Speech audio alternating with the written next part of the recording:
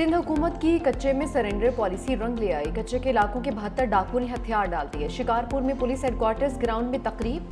हथियार डालने वालों में 1 करोड़ सर की कीमत वाला बिलो तेगानी भी शामिल। कश्मोर, कनकोट और शिकारपुर के 65 डाकू भी सरेंडर कर चुके। 200 से ज्यादा छोटे बड़े हथियार पुलिस के हवाले।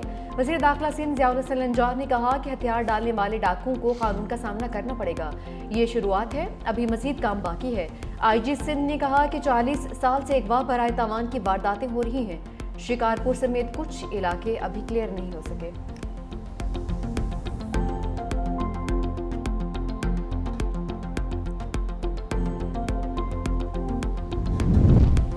पंजाब में रियासत के खिलाफ बंदूक उठाने वालों के गिर्द घेरा तंग। वज़ीर आला पंजाब मरियम नवाज की ज़ेर सदारत इजलास में अमन व अमान पर अहम फैसले।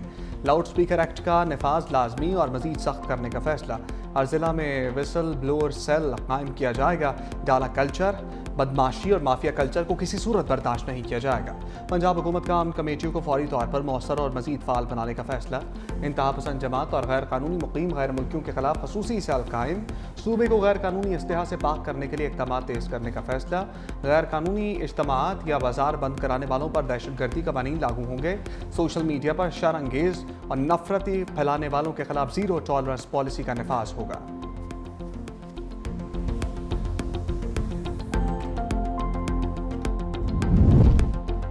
पाक अफगान सरहद तोरखम पर 11वीं रोज भी सन्नाटा। राहदारी तजारत मअतल, सरगर्मियां मुकम्मल तौर पर बंद। ट्रकों पर लोड अशिया खुरनोश खराब होने लगी। सरहद बंद होने से 5000 पाकिस्तानी वापसी के मुंतज़िर। तोरखम में तजारती गुजरगाह बंद होने से ट्रांजिट ट्रेड की हज़ारों गाड़ियां फंस गईं। पाकिस्तान का आला सतह तकनीकी वक्त काबुल पहुंच गया। वक्त काबुल में पाकिस्तानी सफारत खाने में विज़ा निज़ाम में इस्लाहात और तकनीकी अमूर का जायजा लेगा। उधर गैर कानूनी शनाख्ती कार्ड रखने वाले अफगान शहरियों के खिलाफ कार्रवाई का फैसला। नादरा और कानून नाफिज करने वाले इदारों ने पॉलिसी बना ली।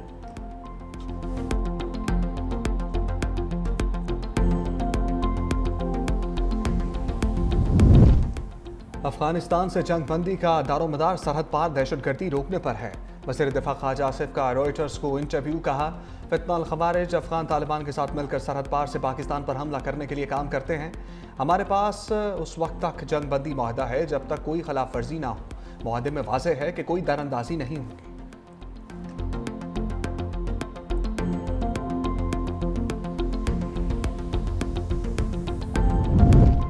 हुकूमत की बड़ी बैठक। वज़ीर आज़म शहबाज शरीफ ने वफाकी काबीना का इजलास आज तलब कर लिया। इक़्तिसादी और सियासी सूरत-ए-हाल पर गौर होगा।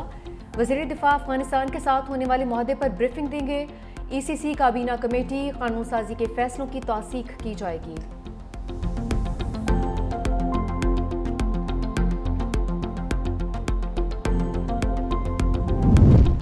पाकिस्तान की इसराइल की जानिब से मुआहदे की खिलाफ वर्जियों की शदीद मज़म्मत। गज़ा अमन मुआहदे पर अमल दरामद का मुतालबा। कहा, हमलों के नतीजे में कई बेगुनाह शहरियों की जान गई। ये तमाम इक़दाम शर्म शेख में किए जाने वाले अमन मुआहदे की खुली खिलाफ वर्जी हैं। आलमी बरादरी इसराइली मज़ालिम पर आवाज़ उठाए।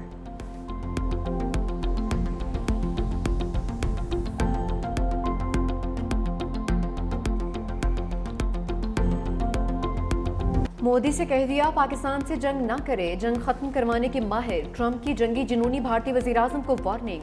अमरीकी सदर का ओवल ऑफिस में दिवाली तकरीब में इंकशाफ। कहा, भारतीय वज़ीर आज़म से टेलीफोन पर बातचीत हुई है। तिजारत समेत मुख्तलिफ अमूर पर तबादला ख्याल हुआ। मैं तिजारत के जरिए तनाज़ात हल करने पर यकीन रखता हूँ। इसी पॉलिसी के तहत मोदी को कहा, पाकिस्तान से जंग नहीं होनी चाहिए।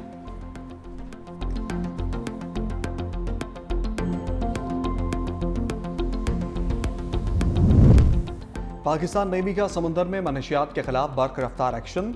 बहरा अरब में 97 करोड़ 20 लाख डॉलर की मनशियात कब्जे में ले ली। ISPR के मुताबिक PNS यरमूक ने सऊदी क़यादत में कायम कंबाइंड टास्क फोर्स के तहत कामयाब इंसदाद मनशियात ऑपरेशन किया।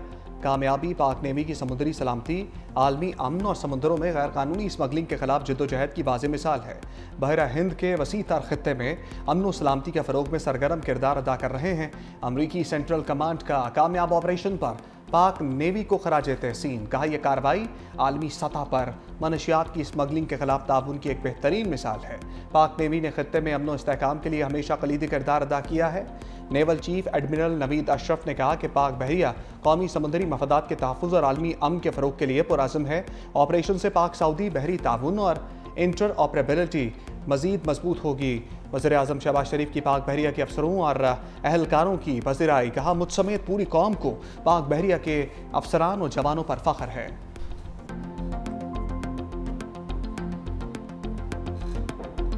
अमन दुश्मनों के लिए जमीन तंग, सिक्योरिटी फोर्सेस की दालबदीन और बाजौड़ में फितनाल हिंदुस्तान के खिलाफ कार्रवाइयां, 7 ख्वारजी हालात, कई जख्मी। सिक्योरिटी जराये के मुताबिक दालबदीन में ऑपरेशन के दौरान 6 ख्वारिश मारे गए। दहशतगर्द गार में पनाह लिए हुए थे। फ़ज़ाई निगरानी के जरिए मुसलसल नजर रखी गई। मौसम वक्त मिलते ही ठिकानों की इंतहाई दुरुस्ती से निशाना बनाया गया। बाजौड़ में शाही तंगी जंगल में खारजियों के ठिकानों और सुरंगों का खात्मा। सिक्योरिटी फोर्सेज और ख्वारिश में शदीद फायरिंग का तबादला, 1 ख्वारजी हलाक, कई जख्मी।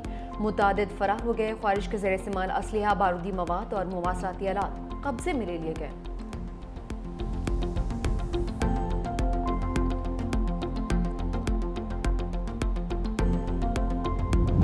खैबर पख्तूनख्वा की बुलेट प्रूफ गाड़ियों पर नाम, बलूचिस्तान की हाँ। वज़ीर आला सरफराज भुगटी ने खैबर पख्तूनख्वा की वापस की गई गाड़ियाँ मांग ली। सोशल मीडिया पर लिखा, खैबर पख्तूनख्वा गाड़ियाँ लेने से इनकारी है तो बलूचिस्तान को दे दें। दहशतगर्दी के खिलाफ मौसर कार्रवाइयों के लिए हिफाजती साजो सामान की अशद ज़रूरत है। वफाकी वज़ीर दाखिला मोहसिन नकवी का सरफराज भुगटी के मुतालबे पर फौरी एक्शन, बुलेट प्रूफ गाड़ियाँ फौरी बलूचिस्तान भिजवाने का हुक्म दे दिया। एक्स पर लिखा, खैबर पख्तूनख्वा के इनकार के बाद बुलेट प्रूफ गाड़ियाँ बलूचिस्तान भिजवाने का फैसला किया।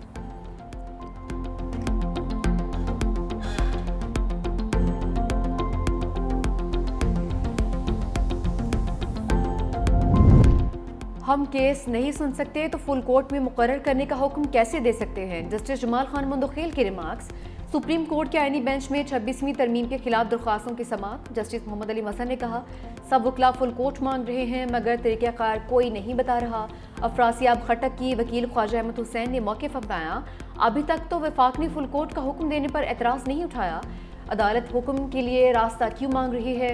जस्टिस मोहम्मद अली मसन ने इस्तफसार किया कि अगर 16 जजेस आते हैं तो क्या वो रेगुलर बेंच बन जाएगा?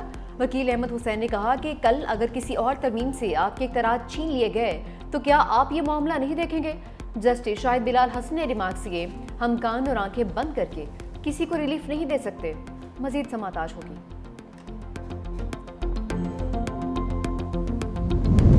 26वीं तरमीम का केस वो जज सुने जो उसके बेनिफिशरी ना हो। बैरिस्टर गौहर का मुतालबा, कहा हमारे वकला इस हवाले से दलाइल दे रहे हैं, जो फैसला होगा हमें कबूल होगा। वज़ीर आला ने एक्सपायर गाड़ियों का नहीं बोला, कहा कि मयारी नहीं है। जहां बुलेट प्रूफ गाड़ियां इस्तेमाल होनी हैं इसके लिए मौजू नहीं, पहली तरजीह है। सुहेल अफरीदी की बानी PTI से मुलाकात हो जाए। अगर मुलाकात नहीं करने देते तो मुख्तसर काबीना तश्कील दे दें। मुलाकात नहीं कराते तो इससे तलखियाँ बढ़ती हैं।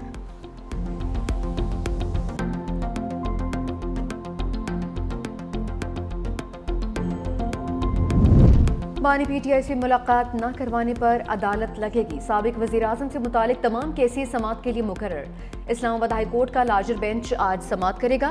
वज़ीर आला सुहेल अफरीदी की दरख्वास्त पर भी समाअत होगी।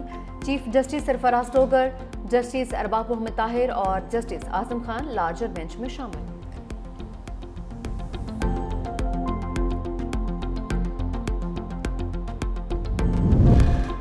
बिलावल भुट्टो जरदारी से मुख्तलिफ सियासी रहनुमाओं की मुलाकात। साबिक वज़ीर आला सिंध कायम अली शाह रुकन कौमी असम्बली नफीसा शाह ने बिलावल हाउस में मुलाकात की। सिंध की सियासी सूरत-ए-हाल समेत खैरपुर के अवामी मसाइल और उनके हल पर बातचीत हुई। बिलावल भुट्टो से पीपल्स पार्टी बलूचिस्तान के सदर सेनेटर उमर गौरगेज ने अब्दुल कादिर गौरगेज के हमरा बिलावल हाउस में मुलाकात की। सूबे की सियासी सूरत-ए-हाल पर तबादला ख्याल किया गया। अब्दुल कादिर पटेल और मेयर कराची मुर्तज़ा बहाब भी बिलावल भुट्टो से मिले।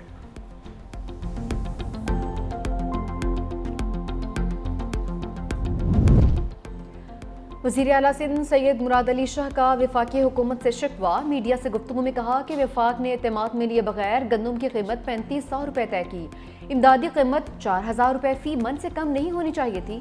वफाक से सूबाई हुकूमतों को गंदम की खरीदारी की इजाज़त बड़ी कामयाबी है। गंदम की नकलो हरकत पर पाबंदी नहीं लगाई जा सकती।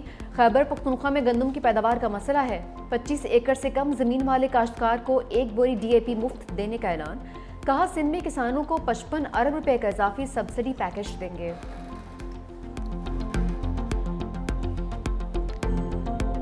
अनफॉर्चुनेटली एक प्री प्लान तरीके के साथ 1985 से इस सूबे के खिलाफ एक साजिश शुरू की गई। इस सूबे से किस तरीके से हम इन्वेस्टमेंट को मूव करें, लोगों को डराएं, यहाँ पे फसाद कराएं, पार्टियां बना के मसनूई तरीके से फसादात करा के लोगों को इस तरह ऐसा माहौल पैदा किया गया। कराची अगर इतना ही बुरा है, कराची इतना ही गंदा है, तो पूरे पाकिस्तान से लोग रोजगार करने के लिए रोजाना कराची क्यों आते, बाकी शहरों में क्यों नहीं जाते यार? सीनियर वजीर शर्जील मेमन ने सिंध के खिलाफ साजिश बेनकाब कर दी। कहा सूबे से सरमाकारी और सनतों को निकालने की साजिश की गई, मसनूई तरीके से पार्टी फसादात कराए गए। कराची इतना ही बुरा है तो पूरे पाकिस्तान से लोग रोजगार के लिए क्यों आते हैं?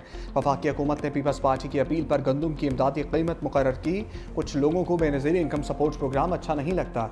शर्जील मेमन की Korangi association of trade and industry में सनतकारों के साथ मुलाकात। सीनियर वजीर सिंध की ताजरों और सनतकारों को हर मुमकिन ताउन की यकीन दहानी।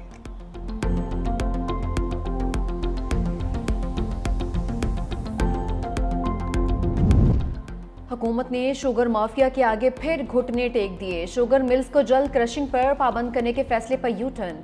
विफाकी वजीर राना तनवीर हुसैन की कायमा कमेटी ग़िज़ाई तहफ़्फ़ुज़ को ब्रीफिंग। कहा कि शुगर मिल्स पर क्रशिंग शुरू करने पर दबाव नहीं डालेंगे, जिस मिल को जब मुनासिब लगेगा वो क्रशिंग शुरू कर सकती है। IMF मुआहदे के तहत हम गन्ने की कीमत फिक्स नहीं कर सकते। विफाकी हुकूमत और शुगर मिल्स में नवंबर के पहले हफ्ते क्रशिंग का मुआहदा हुआ था।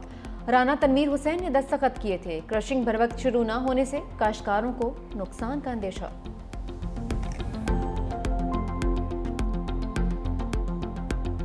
आमरीत और जबर के खिलाफ मुज़ाहमत की अलामत। साबिक़ खातून अव्वल बेगम नुसरत भुट्टो की 4वीं बरसी। नुसरत भुट्टो 23 मार्च 1929 को ईरान के शहर अस्फहान में पैदा हुई।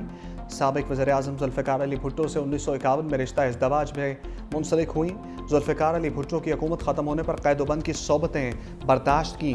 ज़ुल्फ़िकार अली भुट्टो के बाद पीपल्स पार्टी को मुनज़्ज़म किया। कई बार रुकने कौमी असम्बली मुंतखब हुई।